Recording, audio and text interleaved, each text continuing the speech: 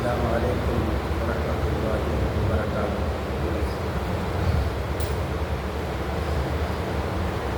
الحمد لله نحمده ونستعينه ونستغفره ونؤمن به ونتوكل عليه ونعوذ بالله من شرور أنفسنا ومن سيئات أعمالنا. من يهده الله فلا مضل له ومن يضلل فلا هادي له. ونشهد أن لا إله إلا الله وحده لا شريك له ونشهد أن سيدنا محمد عبده ورسوله. أما بعد فقد قال الله تعالى في محكم التنزيل: أعوذ بالله من الشيطان الرجيم. بسم الله الرحمن الرحيم. وتوكل على الحي الذي لا يموت وسبح بحمده وكفى بذنوب عباده خبيرا. قال النبي صلى الله عليه وسلم: خير الكلام كتاب الله وخير الهدي هدي محمد صلى الله عليه وسلم. صدق الله العظيم وصدق النبي الكريم. ربي أوزعني أن أشكر نعمتك التي أنعمت علي. اللهم اغفر شيوخنا ولجميع الحاضرين برحمتك يا أرحم الراحمين. அளவற்ற அருளாளர், நிகரற்ற அன்பாளர், எல்லாம் அல்ல அல்லாஹ்வின் திருநாமம் கொண்ட வார்த்தைகளை ஆரம்பம் செய்தோம். சலாமும் சலவாத்தும் கட்டளை நாயகம் முஹம்மது முஸ்தபா ரசூலுல்லாஹி ஸல்லல்லாஹு அலைஹி வஸல்லம் அவர்களின் மீது, அவர்களது உயர்ந்த வாழ்க்கை நெறியினை பின்பற்றிய சஹாபாக்கள், மக்கள், தாபீன்கள், தபவு தாபீன்கள், இமாம்கள், மேதைகள், இறைநேசர்கள், இறைவனுடைய அருளை எதிர்நோக்கி காத்திருக்கிற நம்மவர்கள் அனைத்து பெருமக்களின் மீது என்றைக்கும் உண்டாகட்டுமாக ஆகும். அன்பிற்குரிய அல்லாஹ்வின் அடியார்களே, பெரியோர்களே, சகோதரர்களே, குர்ஆன் என்கிற அத்தியாயத்தின் விளக்கங்களை தொடர்ந்து நாம் பார்த்து கொண்டிருக்கிறோம். அந்த வரிசையில் இன்றைக்கு ஒரு சில வசனங்களுக்கான விளக்கங்களை இன்ஷா அல்லாஹ் பார்க்கிறோம். وتوكل على الحي الذي لا يموت. மரணமற்ற என்றும் நிரந்தரமான அல்லாஹ்வை நீங்கள் நம்புவீர்களா? நம்பிக்கை மனித வாழ்க்கையிலே மிகப்பெரிய மாற்றங்களை கொண்டு வரும். நம்பிக்கை தான் வாழ்க்கையின் அடிப்படை. அந்த நம்பிக்கை மனிதனை எவ்வளவோ உயரத்துக்கு கொண்டு செல்கிறது அல்லது தாழ்த்துகிறது. அவனுடைய நம்பிக்கை பொறுத்து முஸ்லிம்களாக இருக்கக்கூடிய நமக்கு ஆழமான ஒரு தேவையான நம்பிக்கை நம்மை படைத்தவன் பிரபு என்பதும், அவனே நமக்கு எல்லாவற்றுக்கும் போதுமானவன் என்பதும், அவன்தான் நம்மை வழிநடத்தி கொண்டிருக்கிறான் என்பதும், அவன்தான் நம்மை கண்காணித்துக் கொண்டிருக்கிறான் என்பதும் அடிப்படை விஷயமாக இருக்கிறது. ஒரு வசனத்திலே அல்லாஹ் சுப்ஹானஹு வ தஆலா சொல்லுகிறான்: உமைய தவக்கல் அலல்லாஹி ஃபஹுவ ஹஸ்புஹ். அல்லாஹ்வை நீங்கள் நம்பிவிட்டால் அது போதுமானது என்று சொல்லுங்கள். மாஸ்டர் கீ என்று ஆங்கிலத்திலே ஒரு வார்த்தை சொல்லுவாங்க. உதாரணமாக ஒரு கட்டிடத்திலே 100 அறைகள் இருக்கிறது என்று சொன்னால், அந்த 100 அறைகளை திறப்பதற்கும் 100 சாவிகள் இருக்கும். அதன் உரிமையாளரிடத்திலே ஒரு ஒற்றை சாவி இருக்கும். அந்த ஒற்றை சாவி மாஸ்டர் கீ. அந்த ஒற்றை சாவியை கொண்டு 100 அறைகளை திறக்க முடியும். அதுபோல அந்த இறை நம்பிக்கை என்பது எல்லாவற்றுக்குமே போதுமானது. பொருளாதாரத்திற்கு, மனச்சிக்கலுக்கு, வாழ்வின் உயரத்திற்கு, குடும்பத்திற்கு, குழந்தை வளர்ப்பிற்கு, அரசியல் தீர்வுக்கு, ஆன்மீக வழிகாட்டலுக்கு, மனிதன் சந்திக்கிற எத்துணை துறைகளாக இருந்தாலும், எத்துணை பிரச்சனைகளாக இருந்தாலும், அவற்றை தீர்க்க வல்ல அல்லது போதுமாக்க வல்ல ஒரு விஷயம் அல்லாஹ்வின் நம்பிக்கை. அந்த நம்பிக்கை எடுத்த உடனே வராது. சன்னஞ்சன்னமாக பயிற்சி, சிறு வயது முதலே பயிற்சி. உலகத்தில் எந்த காரியமும் எடுத்தவுடனே கைகூடுவதில்லை. அதற்கு முறையான ஒரு வழிகாட்டுதலும் ஒரு முறையான பயிற்சியும் கிடைக்கிற போது அந்த துறையிலே நாம் உட்பட்டவர்களாக மாறும். அதுபோலத்தான் அல்லாஹ்வுடைய நம்பிக்கை. அல்லாஹ் சுப்ஹானஹு வ தஆலா மறைவாக இருக்கிறார். நம்முடைய கண்களுக்கு புறப்படுவதில்லை. அல்லாஹ் தான் எல்லாவற்றையும் செய்கிறான் என்று சொன்னாலும் கேட்டாலும் நம்புவது போல பாவனை செய்தாலும் உள்ளே ஒன்று இருக்கிறது இல்லையா, அது நம்ப வேண்டும். அந்த நம்பிக்கை ஒரே காலகட்டத்திலே வந்து விடுவதில்லை, சன்னஞ்சன்னமாக வளர்க்கப்பட வேண்டிய ஒன்று. அதனால் தான் கண்ணிமிக்க சஹாபாக்கள் நபி ஸல்லல்லாஹு அலைஹி வஸல்லம் சந்திக்கிற போதெல்லாம் ஔசினி யா ரசூலல்லாஹ் என்று கேட்டுக்கொண்டே இருந்தார்கள், எங்களுக்கு ஏதாவது வசிய செய்யுங்க. ஹஜ்ரத் ரசூலுல்லாஹி ஸல்லல்லாஹு அலைஹி வஸல்லம் அந்த தோழரின் மனப்பக்குவத்திற்கு ஏற்றவாறு பல்வேறு செய்திகளை சொல்லிக்கொண்டே இருந்தார்கள், அவர்களை நெறிப்படுத்திக் கொண்டே இருந்தார்கள். ஒரு சஹாபி வந்து கேட்டாங்க, ஔசினி யா ரசூலல்லாஹ், எனக்கு ஏதாவது உபதேசம் செய்யும். நபி ஸல்லல்லாஹு அலைஹி வஸல்லம் சொன்னாங்க, லா தஹ்தம், கோபப்படாதீர்கள். அவர் திரும்பவும் கேட்டார். நபி அதே பதிலை சொன்னார்கள். வரந்தது மிராரன், பலமுறை அவர் கேட்க கேட்க கேட்க நபியுடைய பதில் ஒன்று போல இருந்தது. ஏனென்றால் அவர் கோபத்தை கட்டுப்படுத்த வேண்டும் என்பதுதான் அங்கே தேவையாக இருந்தது. ஒவ்வொருவருக்கும் ஒவ்வொரு விதமான, ஒருவருக்கு கோபம் கட்டுப்படுத்த வேண்டும் என்று சொன்னால் இன்னொருவருக்கு காமம் கட்டுப்படுத்தப்பட வேண்டும். காமம் என்பதை கொஞ்சம் நாம் புரிந்து கொள்ள வேண்டும். காமம் என்பதை எப்போதுமே நாம் பெண்ணோடு தொடர்புபடுத்தி பார்க்கிறோம். பெண்ணோடு தொடர்புபடுத்துவது மட்டும் காமம் அல்ல. உலகத்தின் எந்த பொருளின் மீதும் இச்சை இருப்பதெல்லாம் காமம் என்று சொல்கிறார்கள் உளவியல். ஒரு நல்ல காஃபி குடிக்கணும்னு எனக்கு தோணுச்சுன்னா அந்த வகையில் எனக்கு காமம் இருக்கிறது.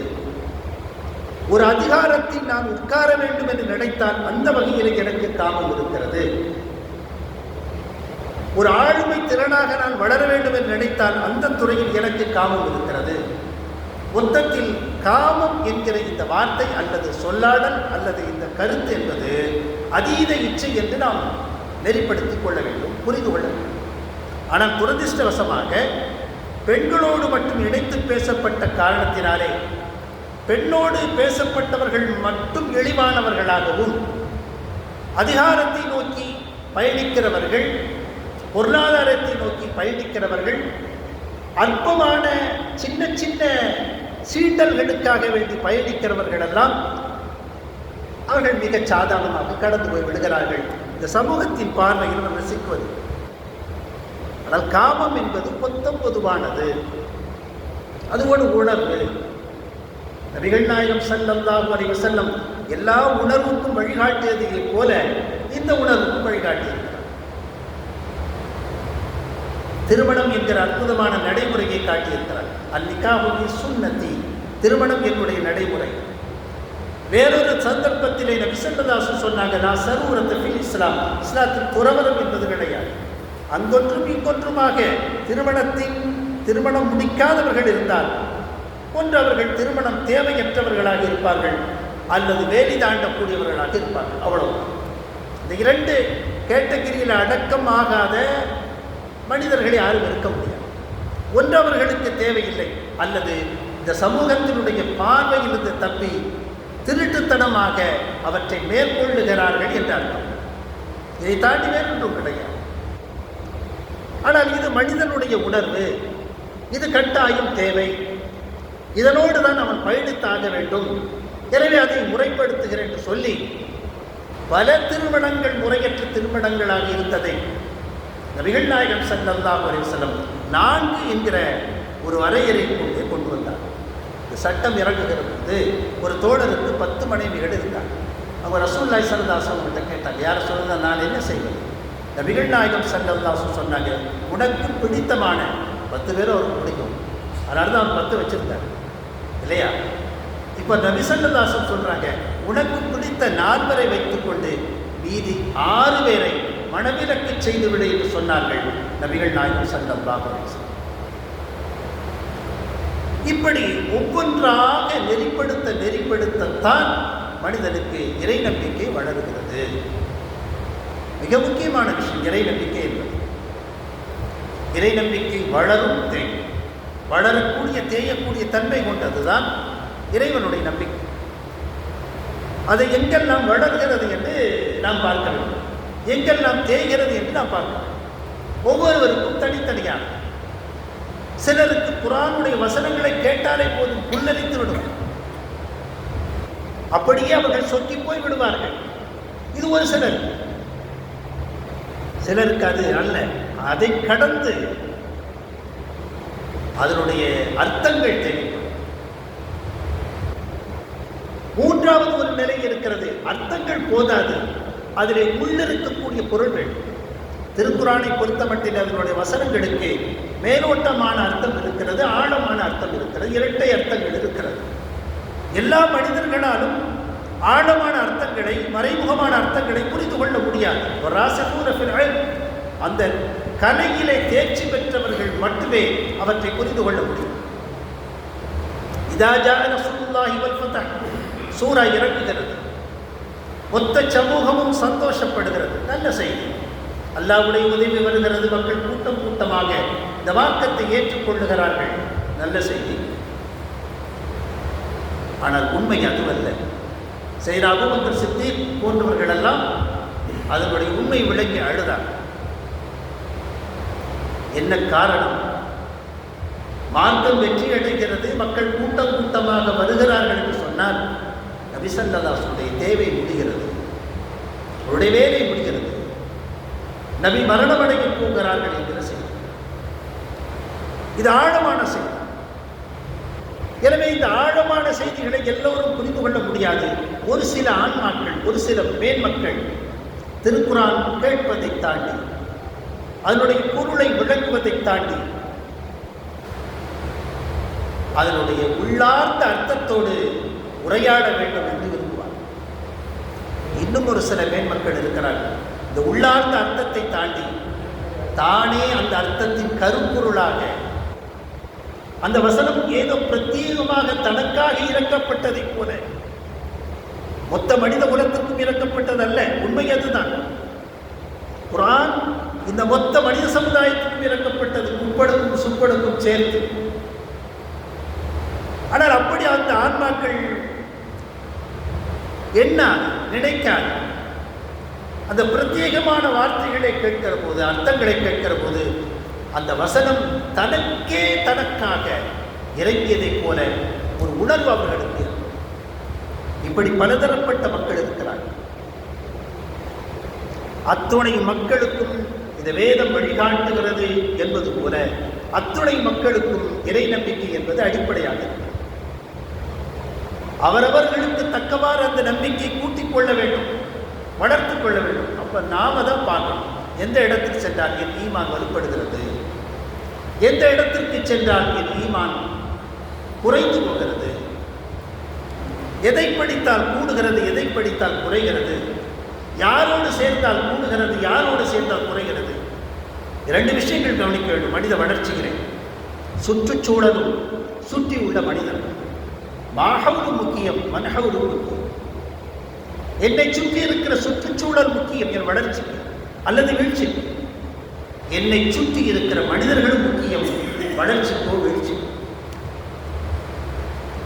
அவர்கள் தங்களை அறியாமலேயே சில எண்ணங்களை நமக்கு கடத்தி விடுவார்கள்.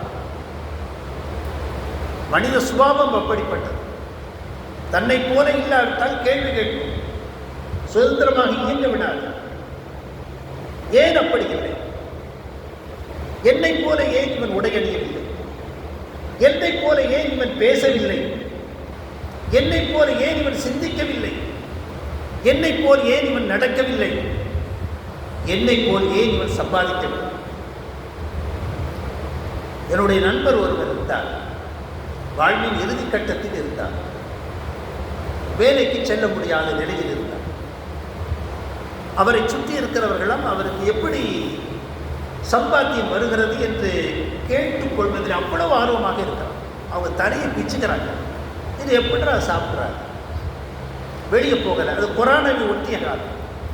கொரோனா ஒட்டிய ஊரடங்குகள் எல்லாம் தளர்ந்து வாழ்க்கை இயல்பு நிலைக்கு திரும்பியாச்சு. எல்லாரும் அவங்கவுங்க வேலைக்கு போயாச்சு. ஆனாலும் இவர் இன்னும் வீட்டுக்குள்ளே இருக்கிறார். மனைவி இருக்கிறது, குழந்தைகள் இருக்கிறது, அன்றாட செலவுகள் இருக்கிறது. ஆனாலும் இவர் இருக்கிறார். அவர் வயோதிகம், அவருக்கு நோய் இருக்கிறது, சுகவீனம் இருக்கிறது, வேலை செய்ய முடியாத அளவிற்கு இருக்கிறது, ஓய்வில் இருக்கிறார். ஆனாலும் அவரை சுற்றி இருக்கிற மக்கள் விடவில்லை, கேட்டுக்கொண்டே இருக்கு. அவர்கிட்ட கேட்டாங்க, பக்கத்தில் கேட்டாங்க, அவருக்கு தெரிஞ்சவங்ககிட்ட கேட்குறாங்க, சொந்தக்காரன் இருக்க முடியவில்லை. இது பக்கத்து வீட்டுக்காரன் உதவி அவர் ஏதாவது கேட்டாரா? ஏதாவது உதவி கேட்டாரா? பணம் கேட்டாரா? எதையா? ஒன்றுமே கேட்க தொந்தரவு செய்யவில்லை. உழவர் ஒரு பைசா கேட்கவில்லை. தன்னுடைய இயலாமையை, குறையை, மனக்குறையை சொல்லவில்லை. எதையும் செய்யவில்லை. இயல்பாக இருக்கிறார். அவருக்கு அல்லாஹ் சுப்ஹானஹு வ தஆலா ரிஸ்க் வழங்குகிறான் என்று சொன்னால் யாரும் நம்ப மாட்டேங்கிறாங்க. எங்க அல்லாஹ் தானே கொடுக்குறான். ஆனால் அல்லாஹ் கொடுக்குறான். ஆனால் அவர் வேலைக்கு போய் சம்பளமாக வாங்கி கொடுக்கணும். அது எப்படி வீட்டில் உட்காந்துக்கிட்டு? நம்பிக்கை வரமாட்டேங்கிறது ஒரு முஸ்லீம் சமுதாயத்தில். கடைசியிலே ஒரு செய்தியை சொன்ன பிறகுதான் அவர்கள் அமைதியாக இருக்கிறார்கள். அது உண்மைதான், ஆனால் உண்மை அல்ல. உண்மைதான், ஆனால் உண்மை அல்ல. அவர் நல்ல எழுத்தாளர். அவர் இணையத்தில் எழுதுகிறார், எழுதி சம்பாதிக்கிறார். அவர் எழுதினார், கடைசி வரைக்கும் எழுதி கொண்டிருந்தார். ஆனால் அதில் நம்ம பெரிய சம்பாதிக்க முடியாது. எழுத்தாளர்களுக்கு மரியாதையே கிடையாது. புத்தகங்களை நம்ம படிக்கிறோமா? பாட புத்தகத்தை படித்து பரீட்சை எடுத்து தூக்கி போட்டதோடு சரி. அந்த பாட புத்தகத்தை தாண்டி நாம் வாசிப்பதே கிடையாது. புத்தகம் எவ்வளோ முக்கியம். குர்ஆனும் ஹதீஸும் புகாரியும் முஸ்லிமும் புத்தகங்களாக தொகுக்கப்பட்ட பிறகுதான் இன்றைக்கு இந்த சமுதாயத்திலே அது மிகப்பெரிய சோர்ஸாக, வழிகாட்டுதலாக இருக்கு. செவி வழியாக கேட்டு கேட்டு கேட்டு இருந்தாலும் கூட நாளடைவில் சிறுநமடைந்து விடக்கூடாது என்பதற்காகத்தான் திருக்குரானை தொகுக்கப்பட்டது. யமாமா போரிலே 70க்கும் மேற்பட்ட ஆகுதுகள் திருக்குரானை மனநவிட்டவர்கள் இறந்து போய்விட்டார்கள், அது அழிந்து போய்விடக்கூடாது என்கிற கவலையில் உருவானது புத்தகம். குர்ஆன் என்கிற புத்தக வடிவத்தில் குர்ஆன். அதுபோல ஹதீஸ்கள், எண்ணற்ற ஹதீஸ்கள். இன்றைக்கு அல்லாஹ் சுப்ஹானஹு வ தஆலா மிகப்பெரிய கிருபை செய்திருக்கிறான் என்று தான் சொல்ல வேண்டும். தாய்மொழியிலே எல்லாவற்றையும் படிக்கிற வாய்ப்பு கிடைக்கும். நபிமொழிகள் அத்தனையும் இன்றைக்கு மொழியாக்கம் செய்யப்படுகிறது. ஒரு நேரத்தில் மொழியாக்கம் செய்யக்கூடாது என்கிற ஒரு நிலை இருந்தது. திருக்குரானை முதலாக தர்ஜமா என்கிற அந்த தமிழாக்கம் செய்தவர் எங்களூர் பேட்டையைச் சேர்ந்த ஒரு ஓரவி தான். நிறைய செஞ்சிட்டார். ஆனாலும் அவருக்குள்ளே உள்ளுக்குள்ளே அச்சம். அந்த நேரத்தினுடைய மார்க் அறிஞர்கள் அதை ஏற்றுக்கொள்ளவில்லை. அது தவறாக இருக்குமோ, ஏன்னா ஃபர்ஸ்ட் டைம், முதல் முறையாக, அதற்கு பெரிய தைரியம் வேண்டும். கடைசியில் அது மார்க்கத்தில் முரணை உண்டாக்கிவிடக்கூடாது என்பதற்காக மொத்தமும் அவர் தீயிட்டு கொளுத்தினார். அதற்கு பிறகுதான் அப்துல் வஹாப் பாக்தவினுடைய அந்த தமிழுரைகள் எல்லாம் இன்றைக்கு இந்த சமூகத்திற்கு கிடைத்தது. எனவே அப்படி அந்த புத்தகங்கள் அது எவ்வளோ உருவாக்குறாங்க. அப்போ எழுதி சம்பாதிக்கிறார் என்று சொன்ன பிறகுதான் சுற்றி இருக்கிற மனிதர்கள் நிம்மதியாக, அவங்க நம்பிக்கை இல்லை. அல்லாஹ் கொடுக்குறான்னா அல்லாஹ் கொடுப்பான், நம்பிக்கையே வர மாட்டேன். இல்லை அவர் சம்பாதிச்சு அல்லாஹ் தந்தானே நாங்கள் ஏற்றுக்கிடுவோம். சும்மா உட்காந்து கொடுக்க மாட்டான். கொடுப்பான்ல, அவன் தான் கொடுக்குறான். வேலை செய்தாலும் கொரோனாவில் எத்தனை பேர் சாப்பிட்டாங்க? கொரோனாவில் பிச்சைக்காரனை ரொட்டி மாஸ்டர் எல்லாம் மாற்றினான். நிறைய பிச்சைக்காரர்கள் இருந்தாங்க, ஒன்றுமே தெரியாதவர்கள். அவங்களெல்லாம் புரோட்டா மாஸ்டராக உருவாகிறாங்க. கீழ்நிலையில் இருக்கிறவர்கள் மேல்நிலைக்கு மாற்றினான். மேல்நிலைகளில் இருப்பவர்களை எத்தனையோ பேர்களை கீழ்நிலைத்தார்கள். ஒரு புரட்டு எல்லாம் அல்லாவுடைய நாள். இதை செய்தானா இல்லையா? கண்கூடாக நாம் பார்த்தோமா இல்லையா? சொல்லப்போனால் கொரோனாவிலே நிம்மதியாக சாப்பிட்டவர்கள் பலர் இருக்கிறார். நிம்மதியாக எந்த பிரச்சனையும் கிடையாது. வேலைக்கு போக வேண்டும் என்கிற அவசியம் கிடையாது. மாதம் பிறந்தால் சம்பளம் கிடைக்குமா, இன்றைக்கு கிடைக்குமா, நாளைக்கு கிடைக்குமா என்கிற அந்த பிரச்சனை கிடையாது. ஆனாலும் தினசரி உணவை அல்லாஹ் வழங்கிக் கொண்டே இருந்தால் நாம் எல்லோரும் நேரடியாக பார்த்தோம், அனுபவித்தோம். ஆனால் நம்பிக்கை இன்னும் பிறக்க மாட்டேன் என்கிறது. ஆனால் நம்ப வேண்டும். அல்லாஹ் சுப்ஹானஹு வ தஆலா சொல்லுகிறான், மரணமடையாத, அழிந்து போகாத, நித்திய ஜீவனாக இருக்கிற அந்த அல்லாஹ் சுப்ஹானஹு வ தஆலாவின் மீது நீங்கள் நம்பிக்கை வையுங்கள். வஸப்பிஹ் பிஹம்தி, அவனை புகழை நீங்கள் சொல்லிக்கொண்டே துதிபாடு. அல்லாஹ் சுப்ஹானஹு வ தஆலாவை புகழ்ந்து கொண்டே இருக்க வேண்டும். புகழ்ச்சிக்குரியவன் அல்லாஹ் மாத்திரம்தான். புகழ்வதற்கு தகுதியானவன் அவன் மாத்திரம்தான். மனிதர்களை புகழ்ந்தாலும், அதற்கு தகுதியானவர்களை புகழ்ந்தாலும் அந்த புகழ் ஆண்டவனுக்கு சொல்லும். ஒரு அழகாக இருக்கிறார் என்றால், நல்ல கியூட்டா அழகாக இருக்கிறே என்று அவர்களை புகழ்ந்தாலும் இந்த புகழுக்கு சொந்தக்காரர் கிடையாது. ஏனென்றால் இந்த அழகை கொடுத்தவன் அல்ல. மறைமுகமாக நாம் அல்லாஹ் புகழ் என்கிற தலைப்பின் கீழ் நாம் எதை பேசினாலும், புகழ் என்கிற தலைப்பின் கீழ் நாம் எதை பார்த்தாலும், எதை பரிமாறிக்கொண்டாலும் அது சென்று சேர்கிற இடம் அல்லாஹ் சுப்ஹானஹு. அவன் தான் புகழுக்கு அவன் தான் எல்லாத்துக்கும் அழகு கொடுத்திருக்கிறான், அதிகாரத்தை கொடுத்திருக்கிறான், செல்வத்தை கொடுத்திருக்கிறான், எல்லா விதமான சோர்ஸையும் கொடுத்திருக்கிறான். இந்த உலக இயக்கத்திற்கான அத்துணை காரணிகளையும் அவன் உருவாக்கி இருக்கிறான். எதை புகழ்ந்தாலும், யாரை புகழ்ந்தாலும், எதை பாராட்டினாலும், யாரை பாராட்டினாலும் இந்த மொத்த பாராட்டுக்கும் சொந்தக்காரன் அல்லாஹ்வை தவிர அல்லாஹ் சுப்ஹானஹு வ தஆலா அவனை தன்னை புகழ வேண்டும் என்று விரும்புகிறான், கட்டளையிடுகிறான். நபிகள் நாயகம் ஸல்லல்லாஹு அலைஹி வஸல்லம் அவனை புகழ்ந்து நமக்கு வழிகாட்டியிருக்கிறார். காலையிலும் மாலையிலும் அவனை துதிப்பீராக. வஸப்பிஹூஹு புக்ரத்தன் வ அஸீலா, காலையிலும் மாலையிலும் சிறிது நேரம் அவனை துதிப்பீராக. எவ்வளவு கணக்கற்றது. ஒரு இபாதத் கணக்கற்று சொல்லப்பட்டிருக்கிறது என்று சொன்னால் அது திக்ர் மாத்திரம். தொழுகைக்கு எண்ணிக்கை, நோன்பிற்கு எண்ணிக்கை, ஜக்காத்திற்கு கணக்கீடு, ஹஜ்ஜி ஆயுள் ஒரு முறை. ஆனால் எண்ணிக்கையற்ற கணக்கற்ற ஒரு இபாதத் என்று சொன்னால் அது திக்ர் மாத்திரம். அது அல்லாஹ்வை புகழ்வது மாத்திரம்தான். எனவே அல்லாஹ்வை புகழ்ந்து கொண்டே இருக்க வேண்டும். அவனை புகழ புகழ புகழ நமக்குத்தான் உயர்வை தவிர அவனுடைய கீர்த்தியில் நம்முடைய புகழ் ஒரு அழகுக்கு கூட கூட்டவோ குறைக்கவோ செய்ய. அவன் எப்போதும் போல இருக்கிறான். அவன் நிரந்தரமாக இருக்கிறான், நித்திய ஜீவனாக இருக்கிறான். அவனுக்கு மரணம் கிடையாது.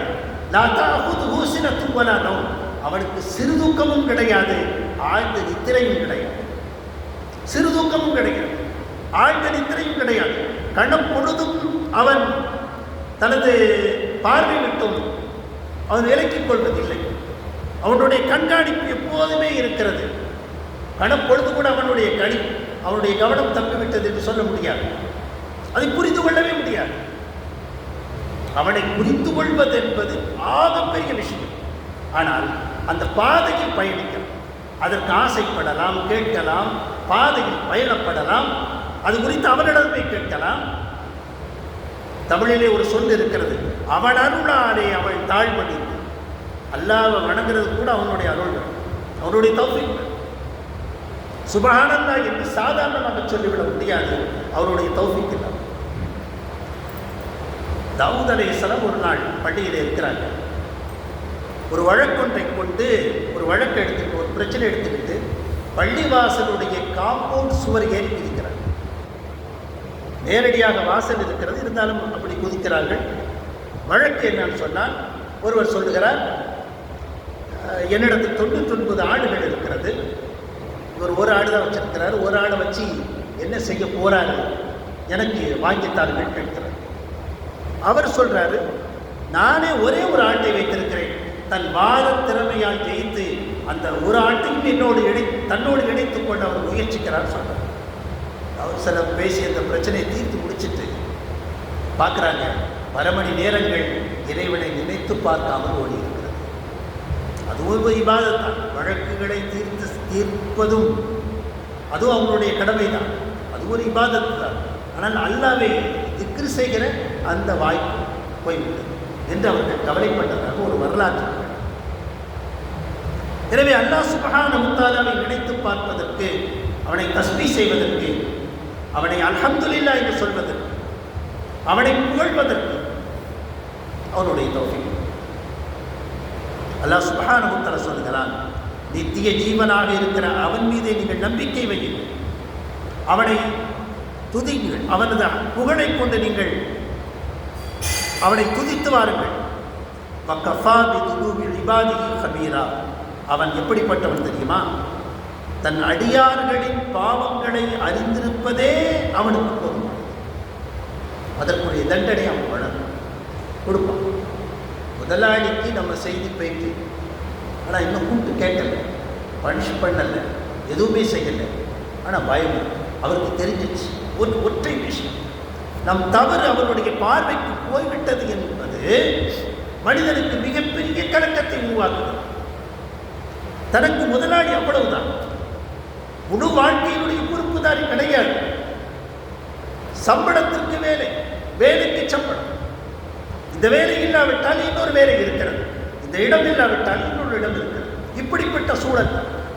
ஆனாலும் அந்த நிறுவனத்தில் தான் செய்த தவறு அவருக்கு பார்வைக்கு போய்விட்டது என்று சொன்னால் அவன் அவ்வளவு கறக்குகிறான்.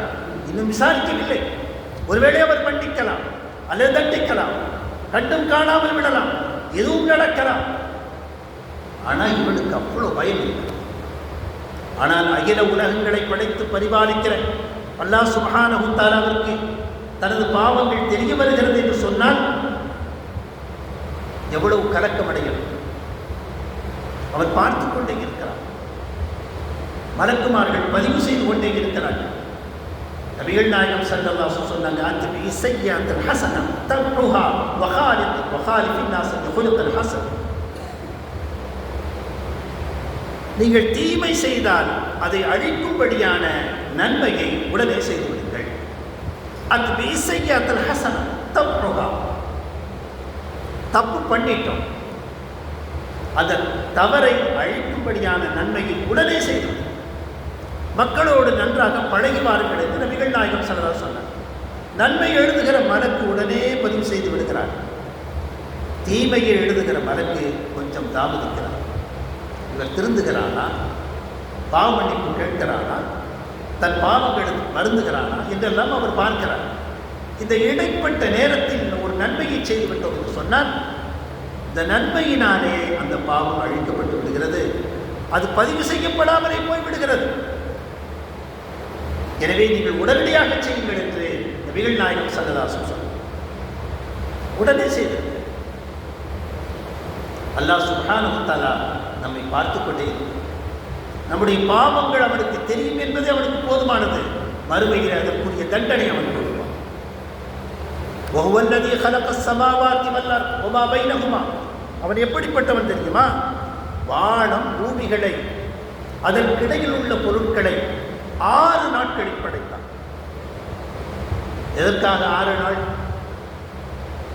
இதா அராதல்லாஹு அன் யகூன குன் ஃபயகுன், குன் ஆகு என்று சொன்னார், ஃபயகுன் அது ஆகி. அவ்வளவு ஆற்றல் இருக்கிறது. ஆகு என்று சொல்லி முடிப்பதற்கு முன்னாலே எல்லாமே பொருள் மட்டுமில்லை, அதனுடைய எல்லா விஷயம், அதனுடைய தோற்றம், வளர்ச்சி, உள்ளீடு, அதனுடைய பயன்பாடு, அதனுடைய முடிவு காலம் எல்லாம் A to Z எல்லாமே வந்து. ஆனால் 6 நாட்களாக இந்த வானங்களை, பூமிகளை, அதற்கிடையில் உள்ள பொருட்களை படைக்கக்கூடிய தத்துவம் மனிதர்களுக்கு நிதானத்தை கற்றுக் கொடுக்க என்கிற ஒரு தகவலை சொல்கிறது. பல்வேறு கருத்துக்கள் நாம்களிலே பல்வேறு கருத்துக்களை சொல்கிறார். அதில் ஒன்று நிதானம் என்கிற ஒன்றை மனிதனுக்கு கற்றுக் கொடுப்பதற்காக. சும்மஸ்தவான் அர்ஷ். பிறகு அல்லாஹ் சுப்ஹானஹு வ தஆலா அர்ஷ் என்கிற சிம்மாசனத்தில் தன் மகிமைக்கு தக்கவாறு வைத்துவிட்டார். அர்ஷ் என்பது கட்டில் என்று நாம் உருவகப்படுத்திக் கொள்கிறோம். அதற்கான அரபி பொருளும் அதுதான், அரபி மொழியினுடைய பொருளும் அதுதான்.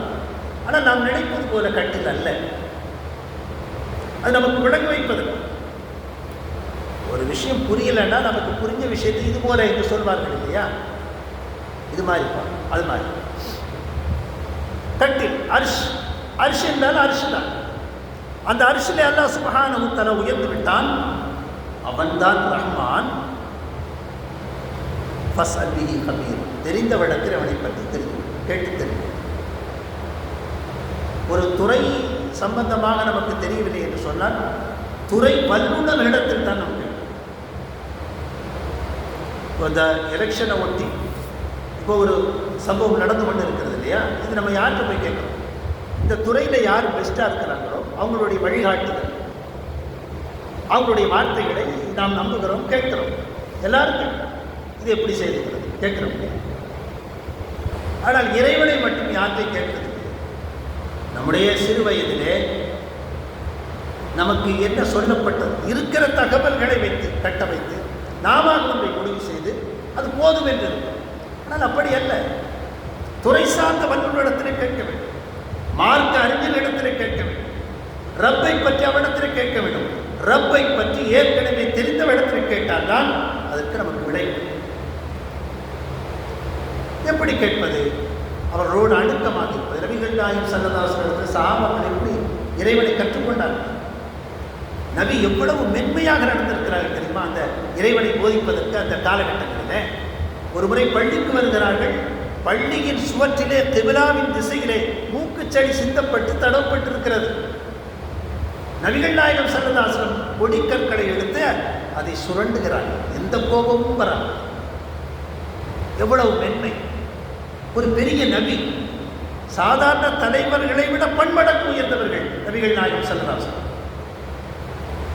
ஒருவர் பள்ளிக்குள்ளே சிறுநீர் கழிக்க வருகிறார். சஹாபாக்கள் அவரை விரட்டுகிறார்கள். தாஹு, நபி ஸல்லல்லாஹு அலைஹி வஸல்லம் விடுங்கள் அவரை, அவர் முழுமையாக சிறுநீர் கழிக்கட்டும். கழித்த முடித்த பிறகுதான் அவரை கூப்பிட்டு சொல்லுகிறார்கள், இது மாதிரி அசுத்தமான காரியங்களுக்கு ஏற்ற இடம் இதுவல்ல, இது தொழுகைக்காக, திருக்குரானை ஓதுவதற்காக, அல்லாஹ்வை நினைவு கூறுவதற்காக ஏற்படுத்தப்பட்ட இடம். இதுபோன்ற அசிங்கமான காரியங்களை செய்யக்கூடாது என்று மிக மென்மையாக சொல்கிறார். எவ்வளவு பொறுமை, எவ்வளவு மென்மை! அப்படித்தான் சன்ன ஜன்னமாக அந்த சஹாபாக்களுக்கு அல்லாஹ்வை பற்றி கற்றுக் கொடுத்தார். அதனால தான் சொன்னாங்க, அஸ்ஹாபி கன்னுதூபி ஃபபி ஐயிஹிம் யக்ததைத். எல்லா சஹாபாக்களும் வெற்றி. எல்லா சஹாபாக்களும் உங்களுக்கு யாருக்கு யாரை பிடித்திருக்கிறதோ, எவரை பின்பற்றினாலும் உங்களுக்கு வெற்றி என்று சொன்னார். குறிப்பிட்ட தோழர்களை அடையாளம் காட்டவில்லை அவர்கள். சொர்க்கத்தை கொண்டு நன்மாராயம் சொல்லப்பட்ட இந்த 10 நபர்களை பின்பற்றினால்தான் சொர்க்கம் என்று சொல்லவில்லை.